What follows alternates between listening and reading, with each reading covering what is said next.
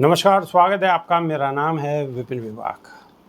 लोकसभा चुनाव 2024 का आगाज हो चुका है। यूपी में 7 चरणों में होने वाले चुनाव के लिए 19 अप्रैल को पहले चरण की वोटिंग होगी। इस चरण में पश्चिम यूपी की कई सीटें शामिल हैं। इसको लेकर एनडीए और इंडिया गठबंधन ने अपनी तैयारियों को ज़मीन पर उतारना शुरू कर दिया है। 2019 में सपा के साथ चुनाव लड़ने वाली बसपा भी एकला चलो की राह पर चलकर एक बार बड़ा खेल करने की तैयारी में है। आरएलडी का साथ छूटने से जहां इंडिया गठबंधन को झटका लगा है, वहीं एनडीए गठबंधन पहले से और मजबूत स्थिति में आ रहा है।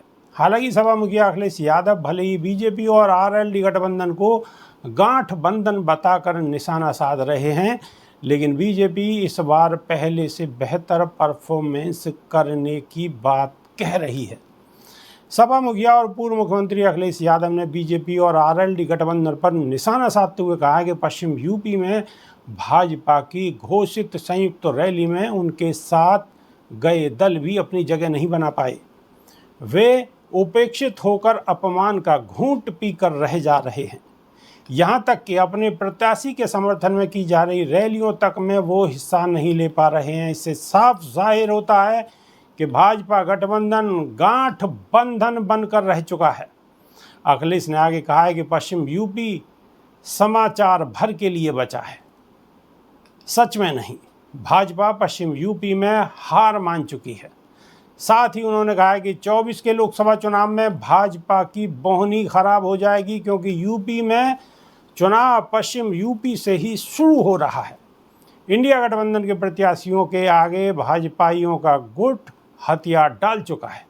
सपा मुखिया अखिलेश यादव ने अपने बयान में बिना जयंत चौधरी का नाम लिए बीजेपी गठबंधन पर जमकर हमला बोला है, लेकिन हकीकत इससे कहीं अलग है। राष्ट्रीय लोकदल का पश्चिम यूपी में अच्छा खासा प्रभाव रहा है। बीजेपी ने किसानों के मसीहा पूर्व प्रधानमंत्री चौधरी चरण सिंह को भारत रत्न देकर न केवल किसानों के मन में बहुत हद तक अपनी जगह बनाने की कोशिश की है, बल्कि राष्ट्रीय लोकदल को भी सपा गठबंधन से तोड़ लिया है। आरएलडी का पश्चिम यूपी में जाट और मुस्लिम वोटरों पर अच्छा प्रभाव माना जाता रहा है, जिसका लाभ समय समय पर राष्ट्रीय लोकदल और उसकी सहयोगी पार्टियों को मिलता रहा है। आरएलडी बीजेपी गठबंधन में शामिल होकर पश्चिम यूपी की 2 लोकसभा सीटों पर चुनाव लड़ रही है। वहीं पिछले लोकसभा चुनाव की तरह ही इस चुनाव में भी चुनावी रैलियों का आगाज प्रधानमंत्री नरेंद्र मोदी ने पश्चिम यूपी से ही शुरू किया है। इससे अंदाज़ा लगाया जा सकता है कि बीजेपी के लिए पश्चिम यूपी कितना अहम है। अभी के लिए सिर्फ इतना ही। नमस्कार।